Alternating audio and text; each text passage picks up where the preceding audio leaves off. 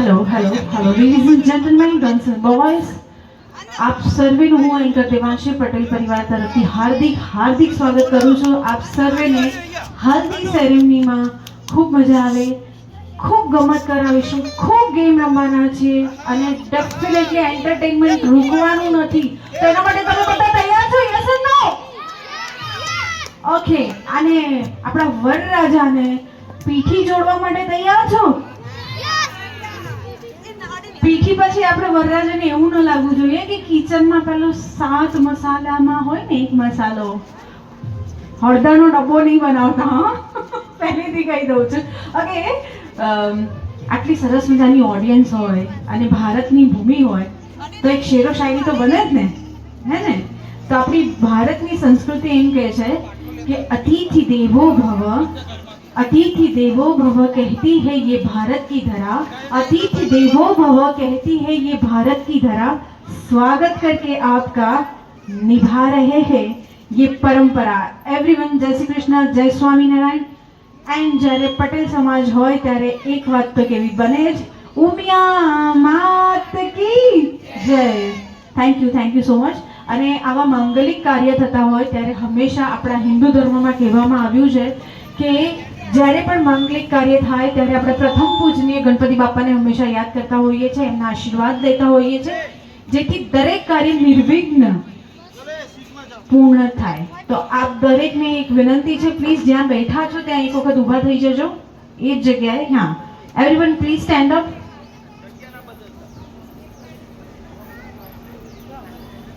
આપણા દુલ્હારાજાને આપણે થોડીક વારમાં બોલાવીએ છીએ, પણ એ પહેલા પ્રથમ પૂજનીય ગણપતિ બાપાના આશીર્વાદ આપણે બધા સાથે મળીને પ્રાર્થના કરીને લઈ લઈશું. સો બધાને વિનંતી, એક વખત વંદન કરી દે. વંદન, એવરીવન પ્લીઝ ડુ વંદન. Yes, thank you. જેને પણ શ્લોક આવડે છે મંત્ર મારી સાથે સાથે બોલશે.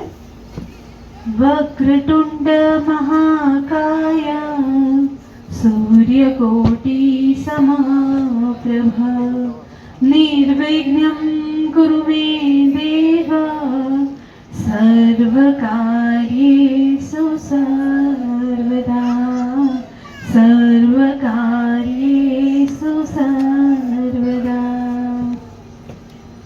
Ganpati Bappa thank you so much. Thank you. Ganpati बापा को याद कर ही लिया है, एक लाइन और होनी चाहिए गणपति जी के लिए. सो दोस्तों कहते हैं कि मंगल मूर्ति श्री गणेश जी को वंदन, मंगल मूर्ति श्री गणेश जी को वंदन. हल्दी की शुरुआत होगी बहुत ही जोरदार, लेकिन उससे पहले हो जाए बापा मोरिया का जय जयकार. यस और नो? बापा मोरिया का जय जयकार हो जाए एक बार फिर से. गणपति बापा, गणपति बापा, one last time, Ganpati Bappa. Thank you so much. Thank you. હવે હલ્દી સેરેમનીમાં આપણે અહીંયા ઉપસ્થિત થયા છીએ, તો મારો પહેલો પ્રશ્ન એ છે કે આપણે વિવાહના એક દિવસ પહેલા હલ્દી કેમ કરતા હોઈએ છીએ?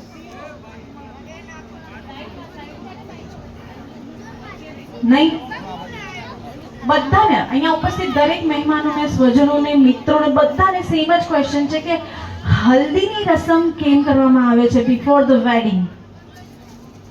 યા જે આપણે બોલી શકો છો. સગુન કરવા માટે. હા, શકન માટે સગુન. યસ. બીજું? Anyone else? હલ્દી કેમ કરતા હોય છે? આ તો બહુ વર્ષ, તમારા કદાચ લગ્નના 50 વર્ષ થયા છે, પણ એ પહેલા પણ હલ્દી તો કરી જશે, હે ને બા? હે ને? સાચું ને? હસી પડે, હે ને? તમારા લગ્નમાં પણ હલ્દી થઈ હતી ને? નથી થઈ? નહોતો ત્યારે રિવાજ નહોતો? ના હોય. હા, એ પીઠી એ જ હલ્દી. પીઠી એ જ હલ્દી. કેમ બોલો, કેમ આપણે હલ્દી કરતા હોઈએ છીએ? કેમ આ રિવાજ કેમ છે? બહુ પૌરાણિક છે, કથા છે. એક શોર્ટમાં કહી દઉં. જ્યારે શ્રી રામ ભગવાનના લગ્ન થવાના હતા ત્યારે સીતા મૈયાના માતાજીએ, એટલે સીતા માતાના માતાએ સીતા મૈયાને હલ્દીનો લેપ લગાવ્યો હતો. અને એ વખતે એમનો ચહેરો જેટલો સુંદર હતો એનાથી વધારે નિખરીને આવ્યો. એટલા માટે હલ્દી ને એક સગનવંતા અને એ જમાનાથી ત્યારે કંઈ આપણે એવું બ્યુટી પાર્લર વગેરે હતું નહીં.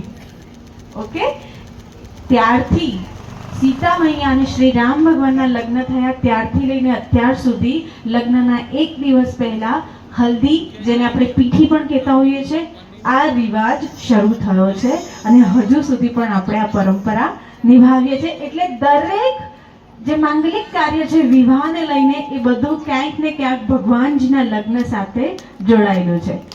ઓકે, તો હવે સમજણ આવી ગઈ ને કે કેમ આપણે હલ્દી કરતા હોઈએ છીએ. યાદ રાખજો, મારું નામ દેવાંશી છે, મેં કહ્યું હતું તમને.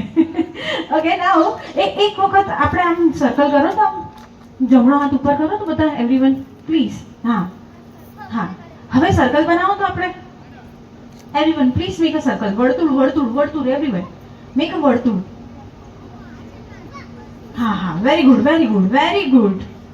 વાવ, નાઉ રિલેક્સ. હમણાં જ જમ્યા નહીં, ફોન થાળ બહુ કાઠો હોય એને હજમ કરવો, થોડો ડાયજેસ્ટ કરવો સો હાર્ડ. હા ને, તો આપણે થોડુંક એક્સરસાઇઝ કરી લઈએ. નાઉ રાઈટ હેન્ડ ઉપર કરો, રાઈટ યા લેફ્ટ, આ સાઈડનો. યસ. હવે મેક અ સ્ક્વેર, ચોરસ બનાવો.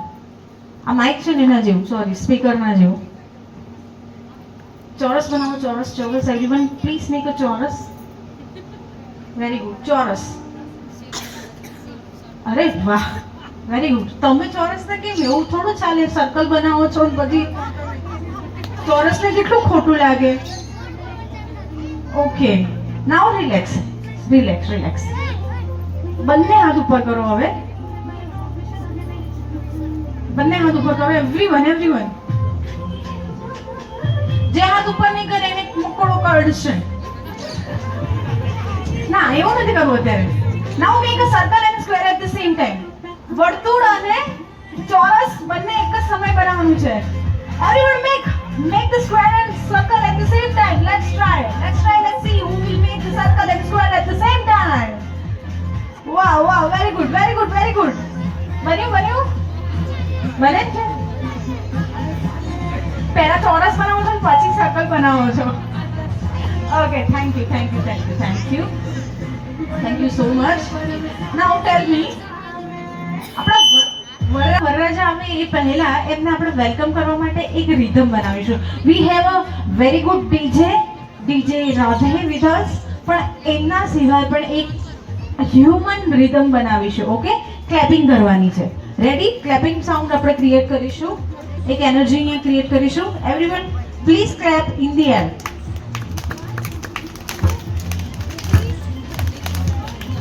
Fine, clap clap clap clap.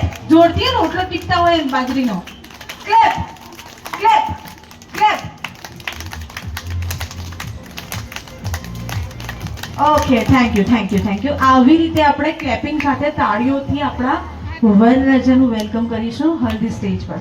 Okay, કરીશું ને? ઓકે, હવે એક નાનકડી ગેમ રમવા જઈ રહ્યા છે. જ્યાં સુધી આપણા વરરાજા આવે ત્યાં સુધી એક નાનકડી ગેમ રમશું. સો સાથે આપણે વરરાજાને બોલાવવા જઈ રહ્યા છે. ઓકે, રેડી છો? Ready? Let's begin the final countdown of the haldi ceremony. 10, 9, 8, 7, 6, 5, 4, 3, 2, 1.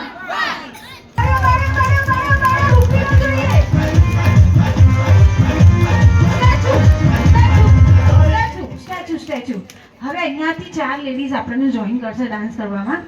Yes yes yes yes, girls and boys. જેને જેને યલો કોસ્ટ્યુમ પહેર્યા છે please come and join us for the welcome. ચલો ચલો ચલો, આવી જાઓ આવી જાઓ આવી જાઓ આવી જાઓ આવી જાઓ. ડાન્સ કરતા કરતા આવવાનું છે proper. 3 2 1 music please.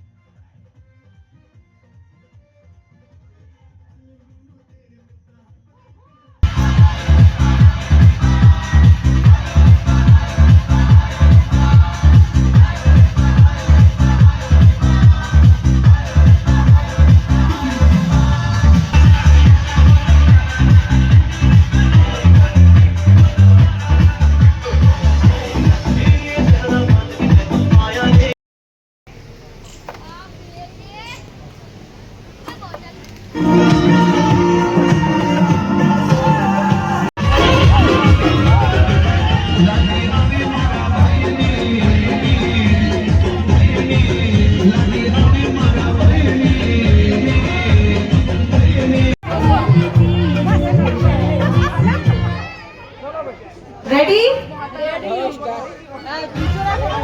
2, 1, let's welcome Abdullah.